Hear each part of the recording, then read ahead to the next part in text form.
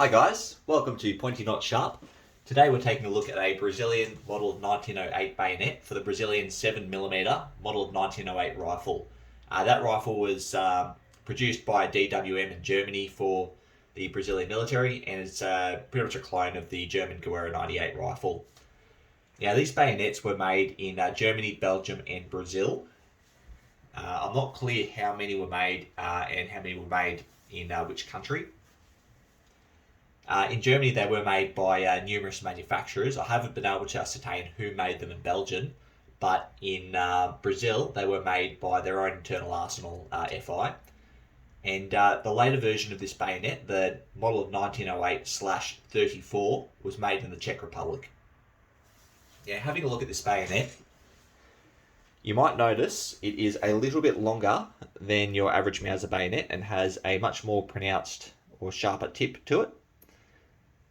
Other than that, it's a pretty standard Mauser blade. It's got the fuller down both sides. It's got the cross guard with a forward-facing quillen with a ball. Just a standard wooden handle. It's got your little inspection hole, oil hole in there. Standard pommel and standard push button. So nothing terribly exciting about the construction of this bayonet. In terms of the scabbard, it's a bit different. So we've got the brass top and bottom there, and then we've got the leather body. Now that leather would originally have been black. It's obviously worn away, and now we can see the light brown underneath. The later version of this bayonet had a different scabbard. So the ones made in Czech Republic had a steel top and bottom piece, and sometimes they had a complete steel construction as well, like the whole scabbard was just steel.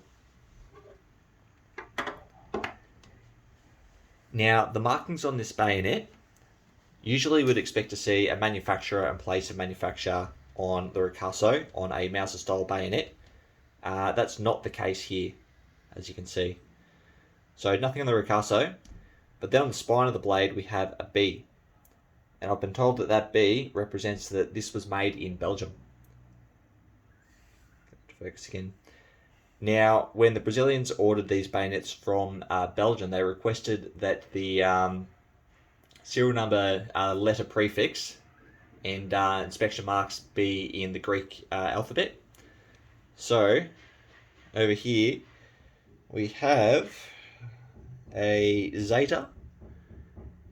I believe that's an inspection mark. They've got another Greek letter here. I'm not sure which one that one is. I'm not too fluent in my Greek alphabet, unfortunately, and then our serial number.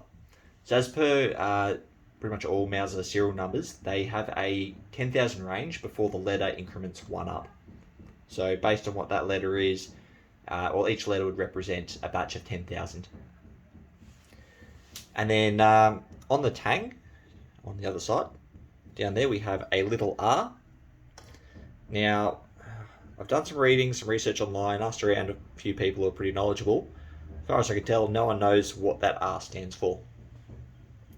There's no markings on the handle, no markings on the pommel.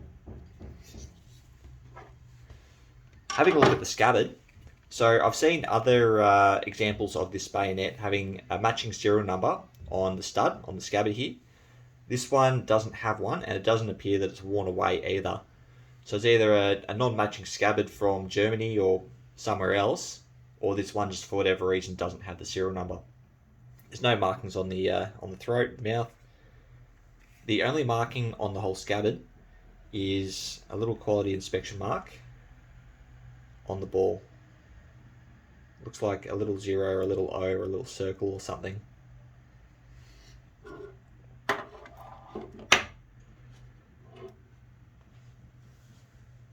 Now, the examples that were made in Germany, they do have your standard markings on the ricasso being your manufacturer at the top and then place of manufacturer at the bottom. For example, like Sul or Solingen are the common places for Mauser bayonets to be made in Germany. And the Brazilian models have FI stamped on them. I don't know where the FI is stamped, though. Now, these were in service from 1908 all the way through until the 1960s, when the Model 1908 rifle was replaced by the FN FAL and that little tubular magazine that they were so fond of. These were used quite extensively within Brazil. Within their, they had a lot of internal conflict between World War One and World War Two. So they had their revolution, their constitutionalist revolution, their communist uprising. They had a little lieutenant's coup as well, where junior officers planned something, and there were a couple other bits and pieces. So they saw a lot of internal conflict. In World War One, Brazil did side with the Allies late in the war, but they didn't send large numbers of troops overseas, and I don't believe any of these went overseas. I think their main contribution was naval, protecting merchant shipping. In World War Two, though, they sent their Brazilian expeditionary force overseas to help the Allies. I think that was 25,000 strong. And to the best of my knowledge, from what I've been able to find and the photos I've seen, they were in fact armed with these. So they saw a fair bit of use, and considering the amount of use they've seen, most of the examples you come across are in great condition. This one's a little worse for wear. I gave it a clean up as best I could, but some black corrosion on the blade that just doesn't come off. I'll have to have another crack at that. It's a very beautiful bayonet. Of all the Mauser bayonets, I reckon this and the Argentinian are by far the best looking. And considering how nice they are, they're very, very cheap and very available. Like, I've seen them sell in the States for $100, $120. That's a bargain for something this nice. Now, I didn't find as much information on this as I would have liked, so if I've missed anything or made any mistakes, please comment or message me, let me know. I'm trying to make this the most accurate record for all of us that I possibly can. So that being said, guys, thanks for watching, and I'll see you all again next time.